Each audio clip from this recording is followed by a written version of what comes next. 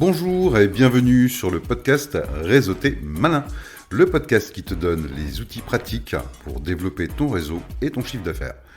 Je suis Olivier du site Booste ta boîte et du site Réseauter Malin.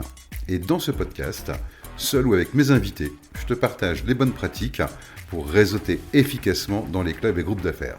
Alors surtout, accroche ta ceinture et décollons ensemble pour Réseauter Malin.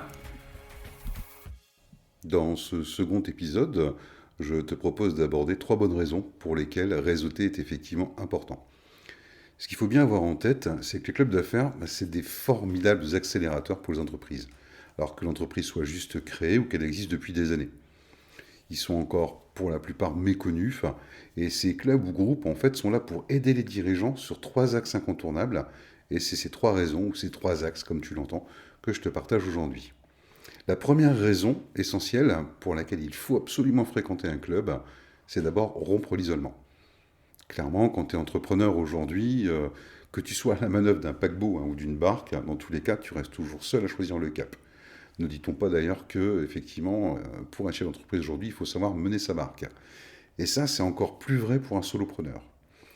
Le fait de fréquenter un groupe d'affaires, c'est ce qui va te permettre de rencontrer d'autres entrepreneurs, et ces mêmes entrepreneurs ont les mêmes problématiques que toi. Donc c'est l'occasion effectivement de partager tes savoirs lors des réunions et de bénéficier effectivement d'une réelle entraide. Sortir de son entreprise, rencontrer des personnes qui parlent le même langage que toi, c'est quelque chose qui est totalement indispensable. Les seules personnes qui peuvent réellement te comprendre, en fait, c'est celles qui participent à la même aventure que toi, l'entrepreneuriat. La deuxième raison, c'est également une raison importante, c'est le fait de se booster. Alors, se booster pourquoi ? Parce que déjà, ça t'oblige à te lever si c'est un rendez-vous matinal ou à te rendre en fait le midi avec d'autres personnes ou en soirée.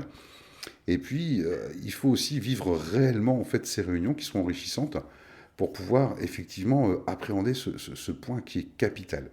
Alors, je ne doute pas que, effectivement, après avoir écouté ce podcast, tu vas t'empresser de chercher un réseau dans ta région pour tester cette cure de jouvence.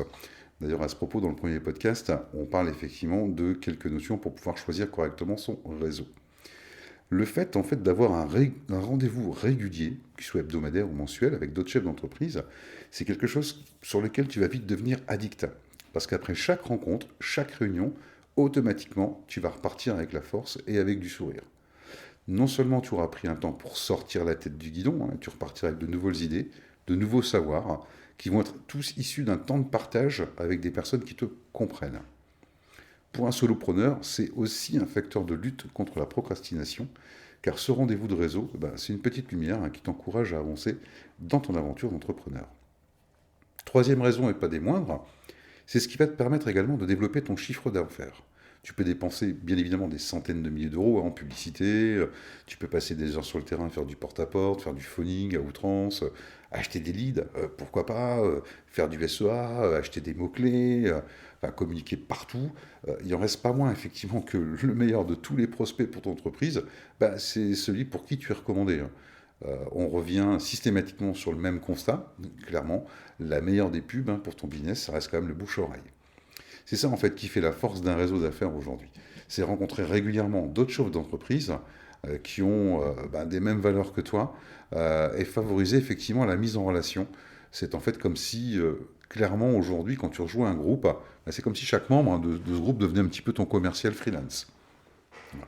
C'est d'ailleurs ce qui avait été évoqué. Je m'étais rendu à l'une des soirées organisées par la Chambre de commerce et d'industrie des Hauts-de-France, sur laquelle on avait une interview de Laurent Combalbert, un ancien en fait du RAID, qui nous expliquait en fait l'art de la négociation commerciale. Alors c'était pas si musclé que ça, je te rassure.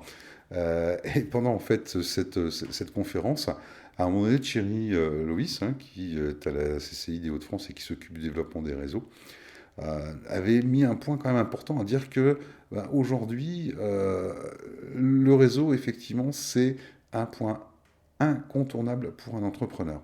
On ne peut pas se priver, en fait, dans une conjoncture économique aussi complexe, d'une telle ressource humaine et de telles, effectivement, recommandations autour de soi. Il y a plein de bonnes raisons et d'autres bonnes raisons d'adhérer à un groupe d'affaires.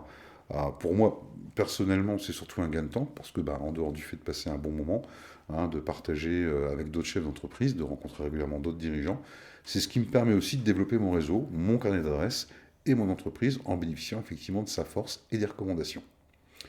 J'espère t'avoir donné envie de tester un réseau d'affaires.